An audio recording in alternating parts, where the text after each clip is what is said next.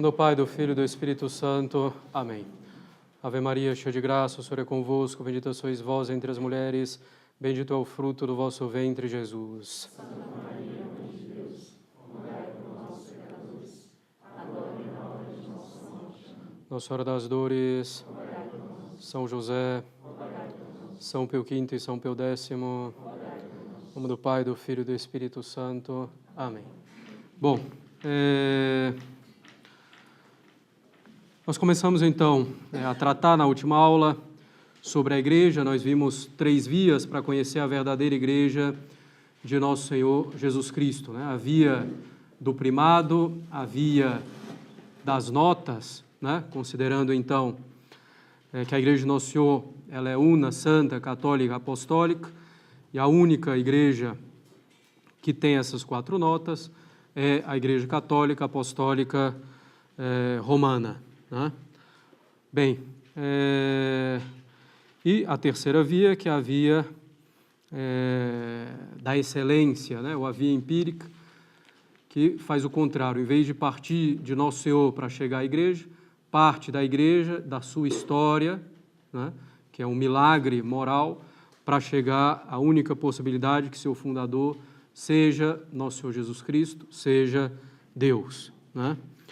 Bem, então hoje nós vamos começar nos aprofundando então na questão da igreja e tratando da igreja militante, que é o que nos interessa em primeiro lugar, né?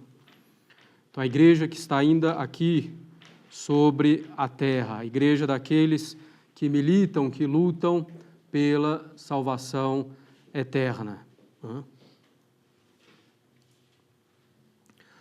Primeira coisa que a gente tem que ter claro é a definição simples, mas precisa de igreja, né? Porque às vezes é uma coisa muito vaga, né? A igreja, o povo de Deus, né? É uma coisa muito vaga. O povo de Deus, provavelmente dito, eram os judeus no Antigo Testamento, né? Que era o povo eleito. Então, a igreja é a sociedade ou a reunião das pessoas batizadas que, vivendo na terra, professam a mesma fé e a mesma lei de nosso Senhor Jesus Cristo,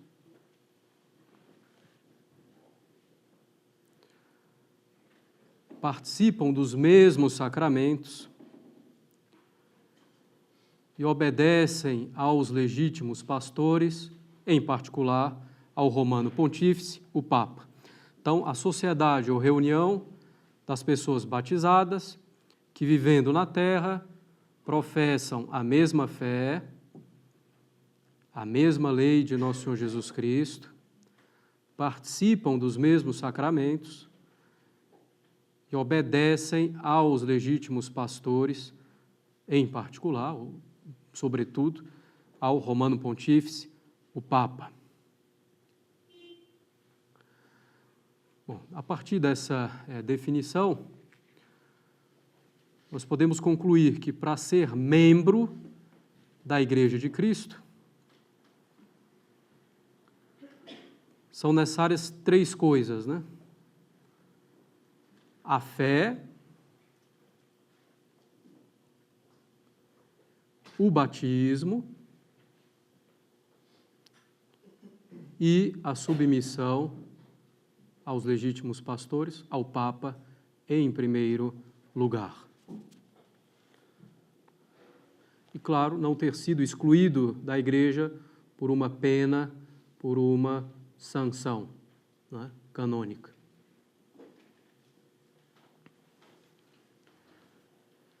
Então, se faltar uma dessas 3 condições, a fé, o batismo ou a submissão ao Papa, então não se pode dizer que alguém seja membro da Igreja de Nosso Senhor Jesus Cristo. Se alguém for excomungado, evidentemente, estará também excluído da Igreja, né?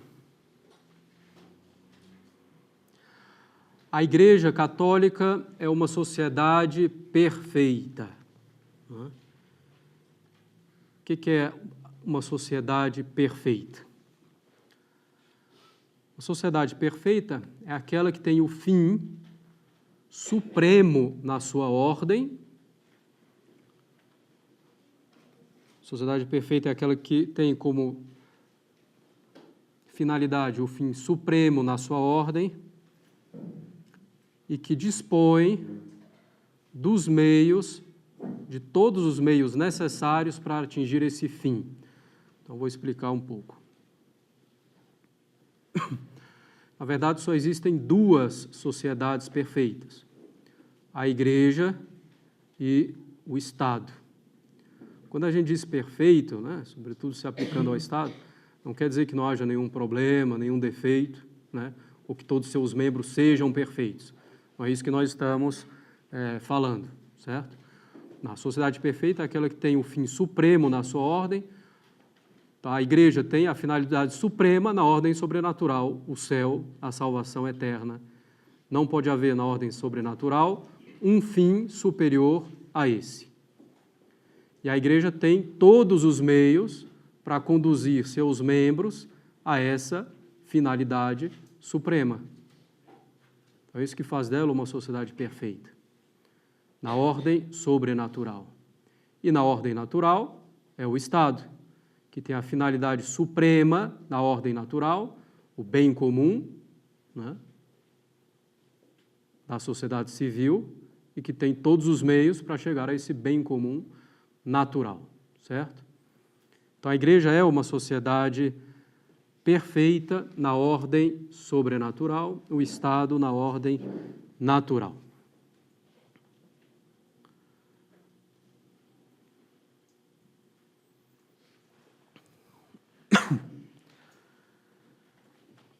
Bem, evidentemente, né, para encontrar a salvação, é preciso estar unido a nosso Senhor Jesus Cristo.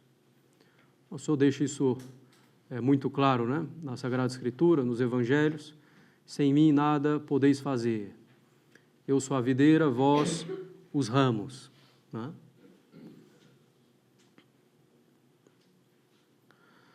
Então, é preciso estar unido a nosso Senhor Jesus Cristo. Consequentemente, é preciso estar na Igreja, pertencer à Igreja para salvar-se. O famoso dogma da Igreja Católica: extra ecclesiam nulla salus. Fora da Igreja, nenhuma salvação. Fora da Igreja não há salvação. Extra ecclesiam nulla salus. Fora da Igreja Católica Apostólica Romana, ninguém pode salvar-se. Assim como fora da Arca de Noé, ninguém podia se salvar do dilúvio, né? Uma imagem corrente utilizada pelos padres da Igreja e pelo magistério. Né?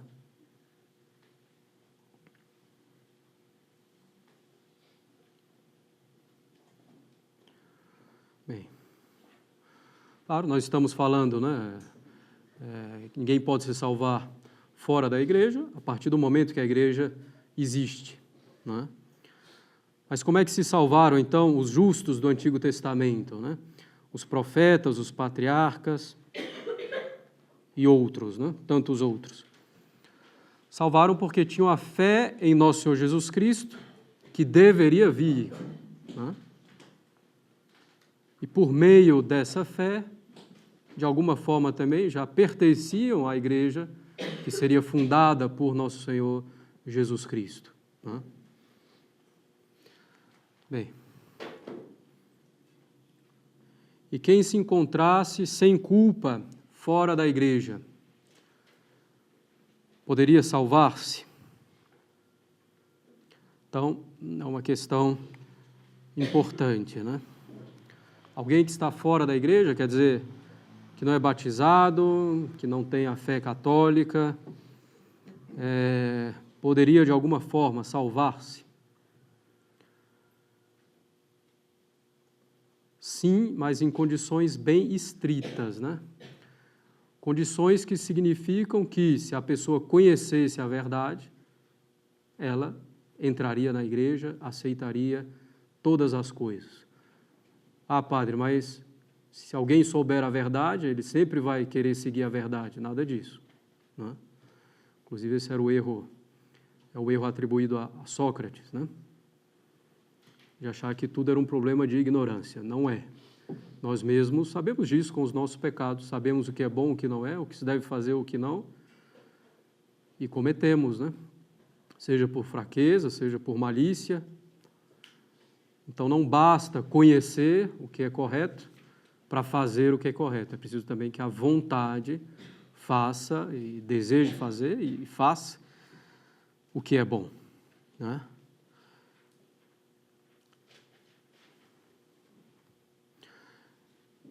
Bom, então, nós podemos dizer o seguinte: quem, encontrando-se sem culpa sua, quer dizer, em boa fé, fora da igreja, tivesse recebido o batismo, ou tivesse o desejo, ao menos implícito, de receber o batismo,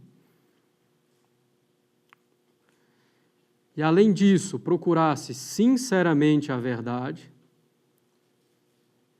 e cumprisse a vontade de Deus o melhor que pudesse, então essa pessoa, bom, se ela não é batizada, ela teria um batismo de desejo. E por desejo, ainda que implícito, seria membro da igreja. Então, não ter culpa, quer dizer, é necessário uma ignorância invencível. A pessoa está na impossibilidade, né, real de conhecer qual é a igreja de Cristo, ou que ele deve entrar nessa igreja, né? Então, nem toda ignorância é invencível. Às vezes é negligência, não correr atrás, né, não estudar, tendo os meios para isso. Pode ser até uma ignorância que a gente chama afetada. Eu não quero conhecer para não ter que assumir compromisso, mudar de vida, né? Então, aqui nós estamos falando de uma ignorância invencível, né? Então, que a pessoa não tem como realmente conhecer a verdade, não tem os meios para isso. Sem negligência da parte dela, sem culpa dela.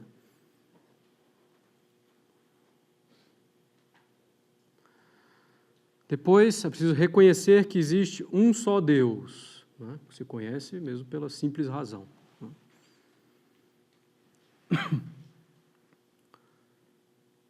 Praticar a lei natural, então, que nós podemos também conhecer pela simples razão, aquela que São Paulo diz na Epístola aos Romanos, né, que está inscrita no coração de todos os homens. Então, está na ignorância invencível, reconhecer que existe um só Deus, praticar a lei natural, ter desejo de fazer a vontade de Deus, né, realmente, abandonando tudo que seja contrário à vontade de Deus.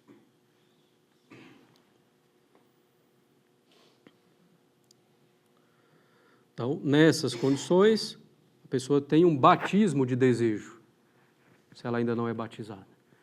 Implícito ou explícito, quer dizer, se ela realmente não faz ideia, então, se ela soubesse, realmente ela faria, né, com todas essas condições. Ou, às vezes, é um desejo explícito, um catecúmeno, alguém que está fazendo um catecismo de adulto, mas que ainda não é batizado, ele tem um desejo explícito de ser batizado, né? Se ele tem esse desejo, se ele está arrependido dos seus pecados, né, e ele vier a morrer, então ele vai salvar-se. Porque deseja já pertencer à igreja e, de alguma forma, por esse desejo, pertence à igreja, né? Só uma pequena observação. Quando a gente fala cumprir a vontade de Deus o melhor que se pode, né, não é o seguinte, então cada um que pratica bem a sua religião vai para o céu. Nada disso. O muçulmano que chega e explode todo mundo, que está praticando bem a sua religião, não vai para o céu, né? porque é uma coisa contrária à lei natural. Contrária aos mandamentos de Deus, podem ser conhecidos por qualquer um. Então não é todo mundo que vai e pratica bem a sua religião com sinceridade vai para o céu, nada disso, certo? É outra coisa que a gente está falando aqui.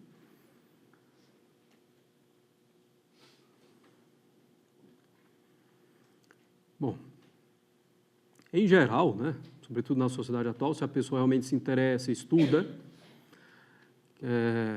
ela vai chegar à Igreja Católica, né? Uma ignorância invencível, bom, tem vários aspectos que entram aí, é difícil falar, né? É fácil, não é uma coisa tão simples, né, de se generalizar. Mas se a gente pega, por exemplo, o índio, antes do descobrimento do Brasil, né? Bom, a princípio uma ignorância invencível, né? Se ele reconhecesse que existe um só Deus, né, que ele pode chegar só pela razão natural, se ele praticasse a lei natural, tivesse o real desejo de fazer a vontade de Deus, arrependido de tudo que ele reconhece como pecado e rejeitando tudo isso, Deus daria a graça, né? E quando chegasse o missionário, ele aceitaria tranquilamente, né, os ensinamentos. Bem, o fato é que Deus não deixa ninguém sem a graça suficiente para se salvar, certo? Até São Tomás fala, né, que, bom, no caso de um índio, ou Deus vai revelar-se diretamente a ele, né, ou vai enviar um missionário, né? Bem, em todo caso, Deus vai dar as graças, né? Então, nessas condições, existe uma salvação fora da igreja? Não, porque nessas condições, de fato, essa pessoa pertence já, de algum modo, por esse desejo, né, à Igreja Católica. Então, fora da igreja, não há salvação contra todo indiferentismo religioso, né? É possível salvar-se em qualquer religião, ou é mais fácil na Igreja Católica, mas também é possível em outra, né? Não. Só é possível salvar-se na Igreja Católica. Bom, protestante, lá no século XVIII, que vivia completamente isolado, né?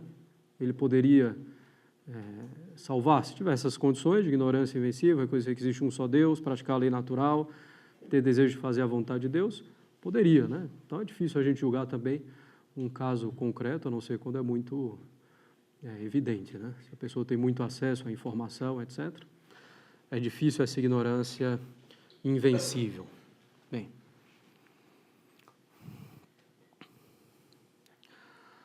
mas para salvar-se basta ser católico? Não, é preciso ser membro vivo da Igreja de Cristo, né? Quer dizer, é necessário estarmos unidos a Deus pela graça, sem pecado mortal, né, consequentemente.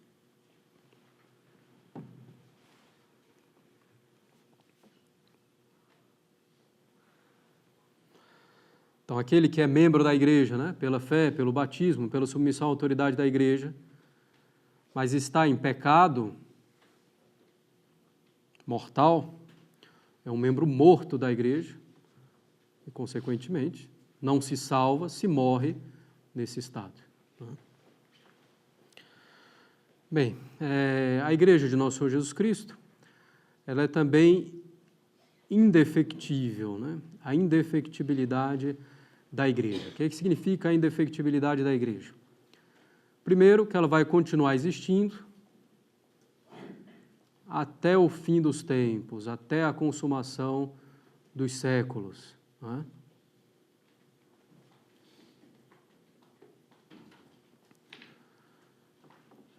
Nosso Senhor mesmo falou: as portas do inferno não prevalecerão, estarem convosco até o fim dos tempos.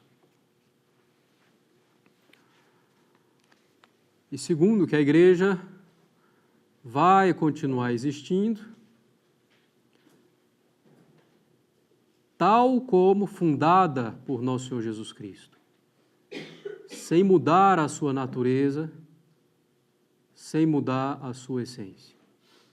Então, Nosso Senhor fundou a sua igreja hierárquica, monárquica, né, com hierarquia, os bispos, monárquica com uma autoridade suprema, o Papa, e assim ela vai permanecer até o fim. Então, aquilo que é de constituição divina permanece até o fim. A igreja hierárquica, monárquica, até o fim. Com os bispos que governam uma porção da igreja, né? Também isso é direito divino. Foi Nosso Senhor que instituiu os bispos, né, com os apóstolos. Nosso Senhor que instituiu o Papa como chefe supremo. Então, aquilo que é de instituição, de constituição divina, que foi dado por Nosso Senhor, permanece. Ir contra isso prejudica a igreja. Por exemplo, querer favorecer a colegialidade dentro da igreja, igualar os bispos ao Papa, os padres aos bispos, os leigos aos padres, né? Como se a igreja fosse um senado, um colégio de iguais e não uma monarquia. Isso prejudica a igreja, vai contra a sua natureza, né? Tal como dada por Nosso Senhor.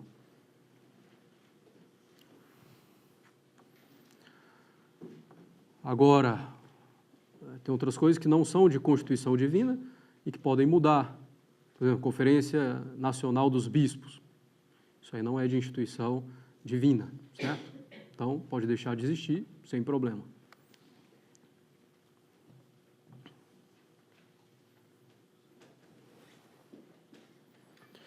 Então, essa indefectibilidade da igreja, certo? A igreja vai continuar existindo sempre, apesar de todas as perseguições sangrentas, né, ou doutrinárias, ela vai continuar existindo, apesar da deficiência dos seus membros, né, nós, apesar dos nossos pecados, ela vai continuar existindo, e não só vai continuar existindo, como existindo tal como fundada por Nosso Senhor Jesus Cristo.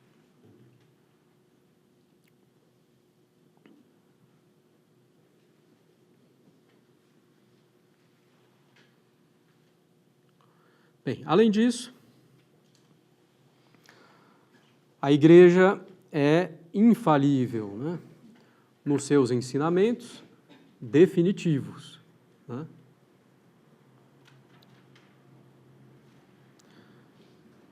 Bom, nós vamos tratar disso um pouco mais adiante em detalhe, né? Que essa infalibilidade da igreja vem da infalibilidade do Papa, né, em primeiro lugar.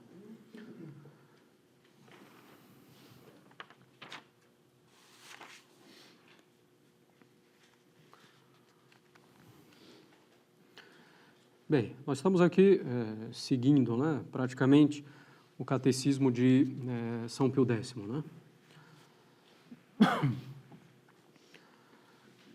Bem, a Igreja de Nosso Senhor Jesus Cristo é perseguida enormemente, né, externamente e internamente, mas continua intacta na sua essência, nos seus ensinamentos.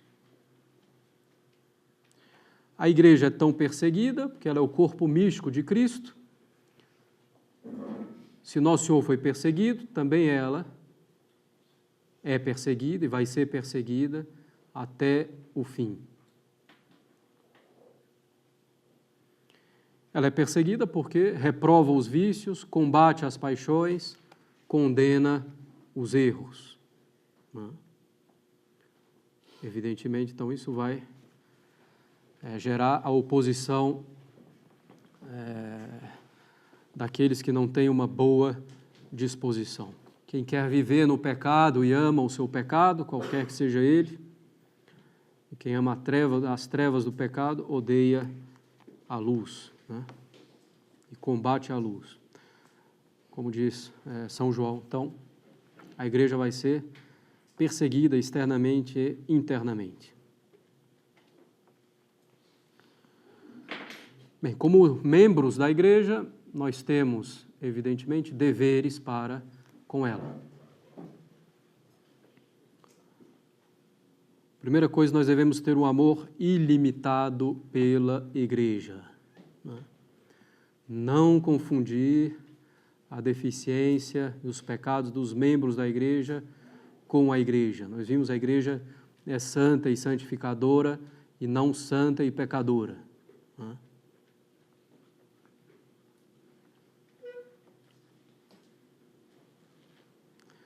Nem a igreja precisa estar sendo sempre reformada, né? Também tem essa expressão, e a eclésia sempre reformando. Propriamente não, quem precisa ser reformado somos nós, né? Reformados para quê? Para uma adesão mais plena aos ensinamentos de sempre da Igreja Católica. Então devemos ter um amor ilimitado pela Igreja, que é nossa mãe, que nos dá a vida sobrenatural, que nos ensina a verdade. Então devemos também nos considerar felizes e infinitamente honrados por pertencermos a ela. Né? E devemos nos empenhar pela glória da igreja,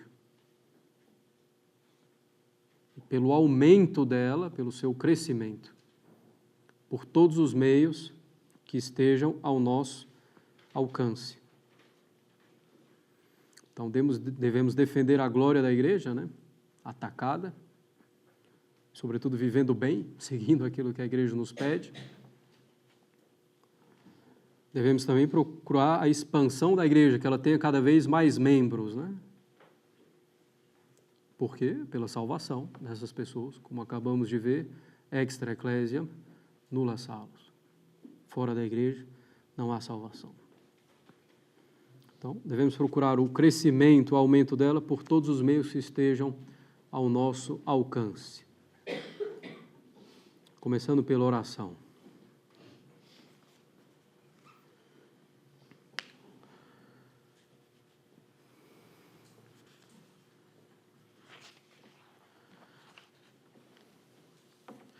Bem, na igreja militante, nós podemos então fazer uma distinção entre os membros dela. Né? Existe uma distinção muito importante, porque na igreja há uns que mandam, outros que obedecem, uns que ensinam, outros que são ensinados. Né? Então, existe a hierarquia da igreja que vai governar, que vai ensinar, que vai santificar.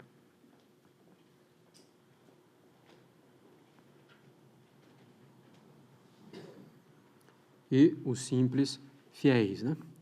Quem estabeleceu essa distinção foi nosso Senhor Jesus Cristo. Então, em geral, se distingue a igreja docente, né? A igreja que ensina, são os membros da hierarquia. A igreja docente é composta pelos bispos, unidos ao Papa e pelo Papa. Né? Bom, também pelos sacerdotes, mas os sacerdotes de uma maneira dependente completamente dos bispos. Né? Então, a igreja docente é composta pelos bispos, unidos ao Papa e pelo Papa. Né? E a igreja discente, aquela que é ensinada, né, que recebe o ensinamento, é composta pelos fiéis. Quem estabeleceu essa distinção? Nosso Senhor Jesus Cristo. E é uma distinção de direito divino. Né? E é essa distinção que estabelece a hierarquia propriamente da igreja. Bom, nós vemos no Evangelho, Nosso Senhor escolhe 12, né? Em particular, lhes dá a missão de ensinar. E de ensinai todos os povos.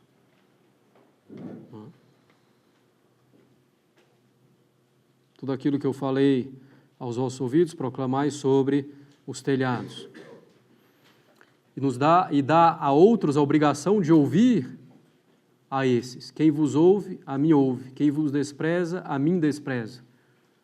Então, nós devemos ouvir a igreja hierárquica, a igreja docente. Deu a eles também a missão e o poder de governar.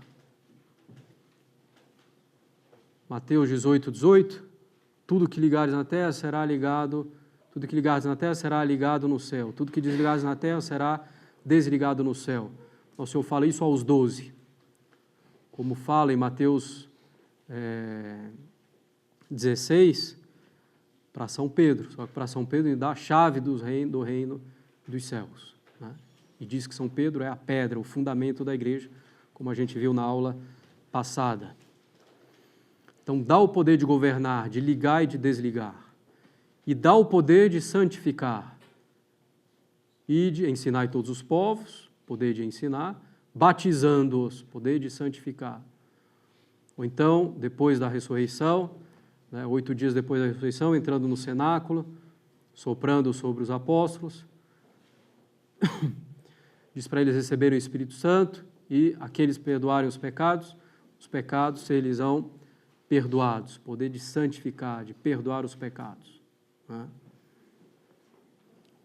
Então, a hierarquia da igreja possui esses 3 poderes. Não confundir lá com os 3 poderes, né, na política. Executivo, legislativo e judiciário. Na verdade, esses 3 poderes aqui na igreja estão no poder de governo, né? Numa diocese, quem governa, quem julga, quem estabelece certas leis, né, é o bispo. Sempre sob a autoridade do Papa, certo?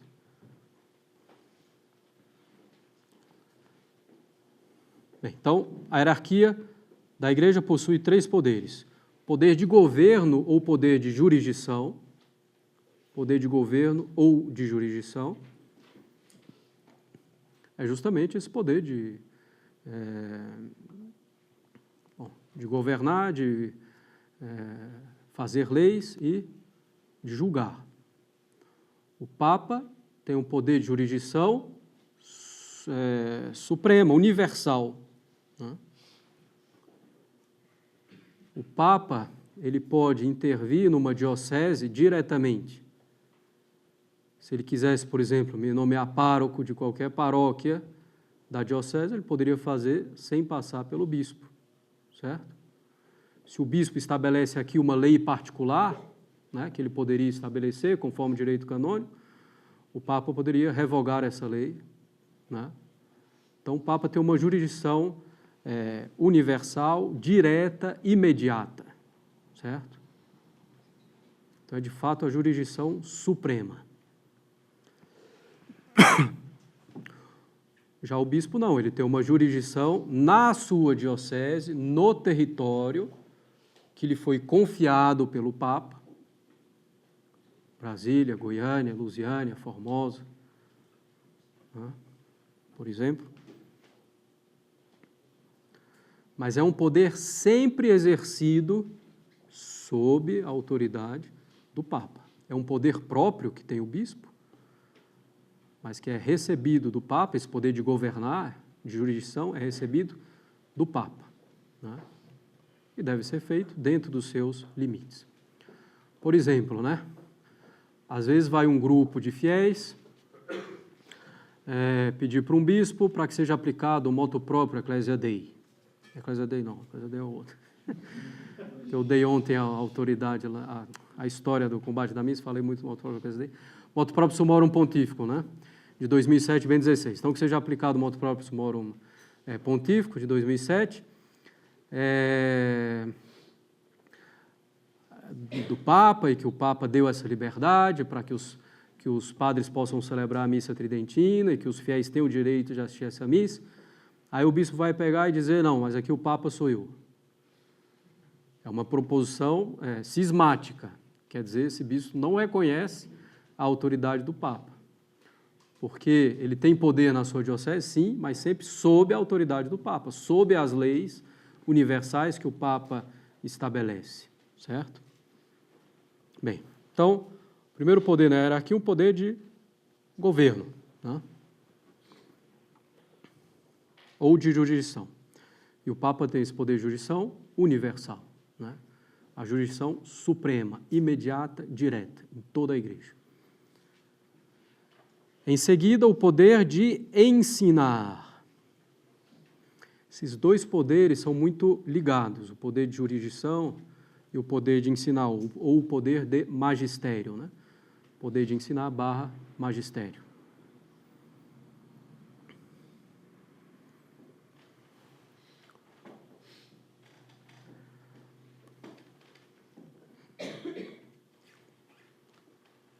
O Papa tem um poder também supremo de ensinar. O Papa exerce o magistério supremo, né? O bispo tem um poder de magistério com relação aos fiéis da sua diocese. Então, o poder de magistério, bem como o poder de jurisdição, limitado, né? E subordinado ao do Papa. E também o poder de magistério, o bispo recebe do Papa, certo? Quando o Papa confia ao bispo uma diocese, né, ou nomeia um bispo para uma diocese, então esse bispo está recebendo o poder de magistério, o poder de governo do Papa para essa diocese, com relação a essa diocese, com relação a esse território. E o terceiro poder da hierarquia, o poder de ordem, ou o poder de santificar, relacionado, sobretudo, à administração dos sacramentos.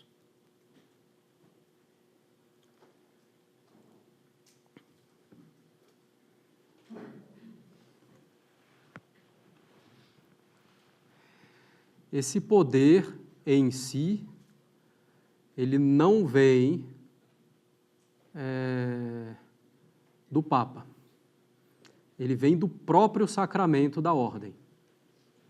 Certo?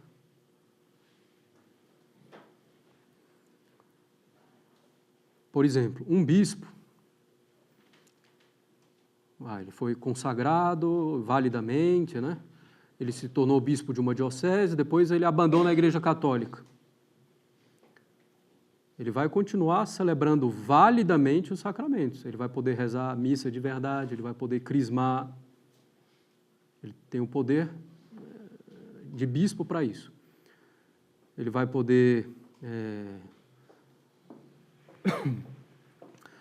consagrar outros bispos, né? Ordenar padres, porque é um poder que vem do sacramento. Claro que, se ele está separado do Papa e da Igreja, esse poder vai ser exercido ilicitamente, certo? Vai ser um pecado gravíssimo, né? Mas ele tem esse poder, certo? A gente pode aplicar, inclusive, esses 3 poderes mesmo para um padre, né? Numa paróquia, o padre tem um poder de governo, ele vai ordenar como é que ele vai fazer o ministério, né, pastoral naquela paróquia, né, sem problema. Ele tem um poder de ensinar, que é derivado ou delegado do bispo. Então, ele vai ensinar num sermão, numa catequese, né, nas formações, etc. E o poder de santificar, vai administrar os sacramentos, confissão, missa, extrema-unção, né? Bem.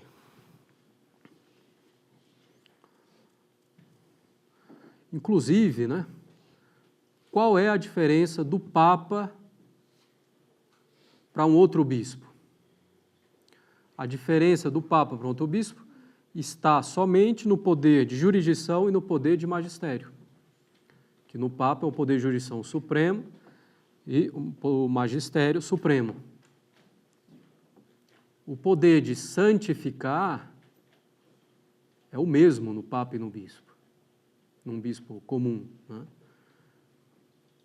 O Papa é um bispo, é o bispo de Roma, mas com uma jurisdição universal e com o magistério supremo, né? Bom, muito importante também ter isso em mente. Os bispos recebem um poder de governo e o poder de magistério do Papa, né? porque alguns, numa teoria moderna, e às vezes nem tão moderna assim, vão dizer que o poder de governo e o poder de ensinar vem junto com o sacramento. E aí vai ser esse princípio de uma colegialidade, dessa independência dos bispos com relação ao Papa e de uma certa igualdade dos bispos com relação ao Papa. Então não, poder de governo e de magistério é o Papa que confere aos bispos, certo?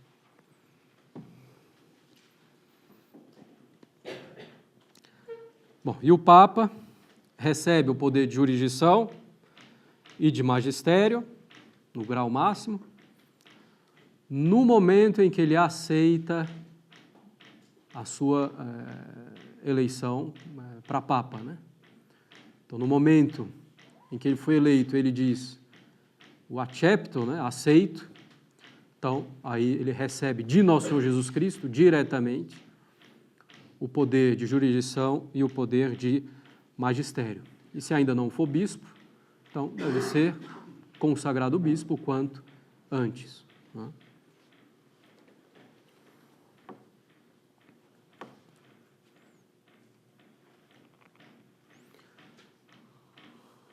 Tá bom, vocês sabem, né? No conclave, na eleição do Papa, uma vez que se atingiu o número suficiente de votos, então se pergunta se realmente aceita ou não o pontificado, se aceita ou não ser o sucessor de Pedro, né? E dizendo aceito, recebe então diretamente de Nosso Senhor a jurisdição suprema, né?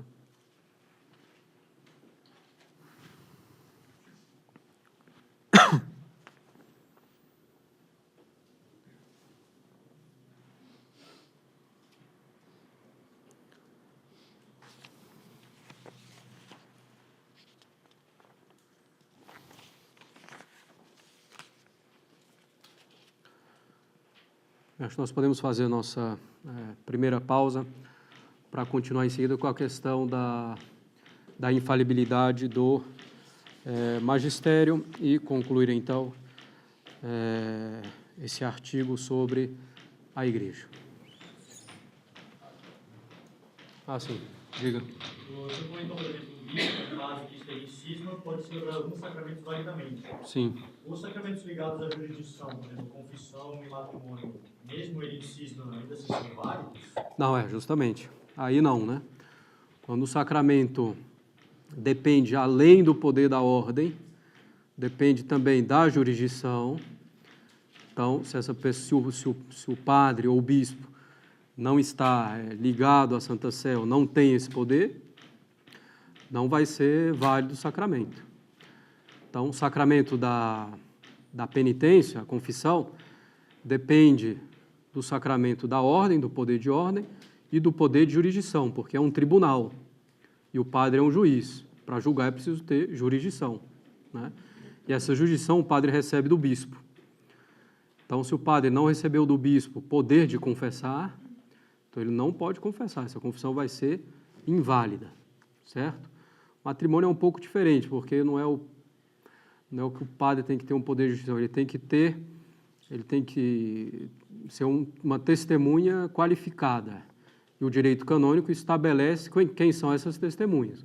O bispo da diocese, ou os párocos, ou aquele que o pároco delegar, certo? Por exemplo, nós vamos fazer um casamento aqui na capela, o pároco do território, ele deve delegar expressamente tal padre para fazer o casamento. Se não tiver essa delegação, esse casamento vai ser inválido, porque não tem essa testemunha qualificada do padre, ou pode ser um diácono também, que o direito canônico exige nesse contrato que é o matrimônio, né? Diga. Em relação a outras religiões, como o protestantismo, outras seitas, digamos assim, eles não terão a salvação de algum modo? Não, só se for no caso da ignorância invencível, né? Que a gente falou, ignorância invencível, boa fé, acreditar que existe um só Deus, né? Seguir a lei natural e seguir a vontade de Deus em todas as coisas, né? O que não é tão simples. Então, no caso de ignorância venceu, a pessoa não tem os meios para conhecer, realmente não tem os meios, não é por culpa dela, não é por negligência, né? E, além disso, reconhecer que existe um só Deus, praticar a lei natural e fazer a vontade de todas as coisas, recusando o pecado. Lá atrás. Continuando a pergunta dele, então a confissão feita a um padre ortodoxo dos cismáticos não seria válida? Não, depende um pouco, isso é um pouco mais complicado, porque, bom, se for um católico conversar com um padre ortodoxo, provavelmente não. Agora, um fiel ortodoxo confessando com um padre ortodoxo, bom, é uma questão um pouco disputada. Alguns dizem que a Igreja concede, a Igreja Católica, concede a jurisdição a esse padre em benefício daquela alma, certo? Então, é uma questão um pouco mais complexa, né? Depois tem outros casos também, né? O padre está lá, ele sabe que não tem poder, mas os fiéis acham que ele tem poder, porque ele está no confessionário, numa paróquia. Aí é a questão do erro comum, né? Essa confissão, a princípio, vai ser válida também, etc. Mas isso aí são outros pontos, né? Aqui na frente alguém com a mão. Essa questão dos ortodoxos, por exemplo, que eles têm uma autoridade uns sobre os outros, seria aquela mesma questão, por exemplo, de ordens religiosas. Por exemplo, mesmo que um bispo não dê o poder aos padres, por exemplo, para confessar em uma diocese, mas um pode confessar o outro. Seria a mesma coisa? Com relação aos ortodoxos? Não, porque a gente recebeu jurisdição do superior geral, que tem jurisdição sobre os membros. Por isso que a gente pode confessar os membros. Mas o ortodoxo não recebeu jurisdição a princípio de ninguém, né? Então a jurisdição vem sempre do Papa ou de alguém que recebeu o poder do Papa para dar essa jurisdição, seja o bispo, seja o superior geral.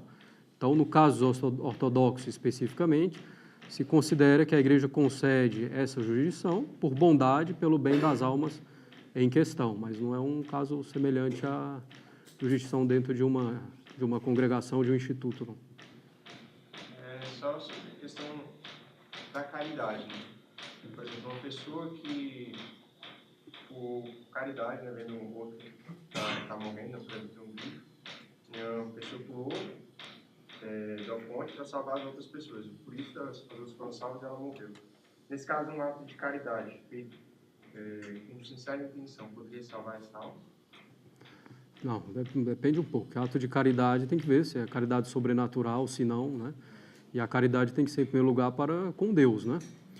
Que a pessoa pode ter ido lá simplesmente, vou salvar, quero ser um herói, quero ser reconhecido. Então, não se sabe, não é tão simples. E depois é o seguinte, né? A caridade, na verdade, que é o amor a Deus sobre todas as coisas, ela inclui justamente tudo isso aqui que a gente falou, né? O desejo de recusar todo o pecado e de fazer a vontade de Deus em todas as coisas, né? Então, não basta um ato assim, de bondade isolado, um ato bom isolado. Tem que ser um ato que coloque na alma esse amor a Deus sobre todas as coisas. Quer dizer que a pessoa deixaria todo o pecado e segue a Deus em tudo, realmente até a morte, se for necessário, né? Com relação, por exemplo, que ela citou aqui as seitas, né, que se essas pessoas podem se salvar. No caso da questão natural, por exemplo, se um casal protestante usa preservativo, já quebrou essa lei natural, né?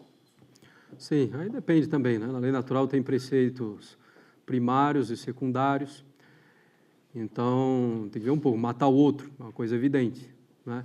Divórcio já é uma coisa também um pouco mais clara, mas aí, bom, tem preceitos um pouco mais sutis que não são tão evidentes, né?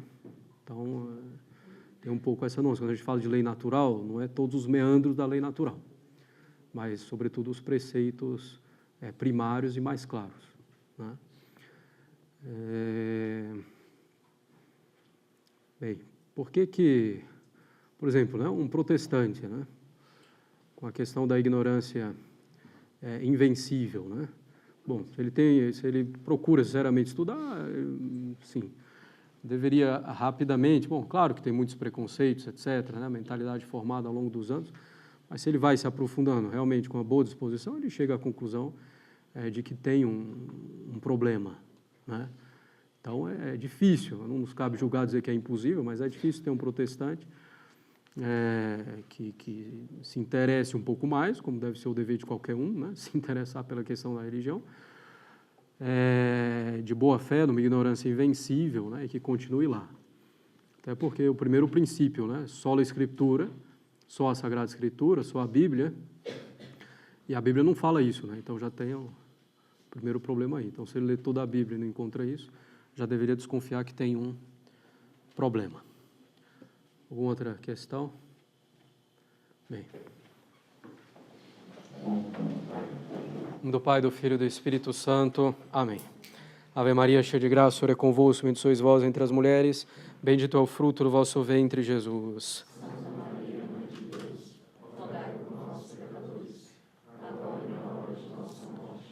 Nossa Senhora das Dores, São José, São Pio V, São Pio X, em nome do Pai, do Filho e do Espírito Santo. Amém.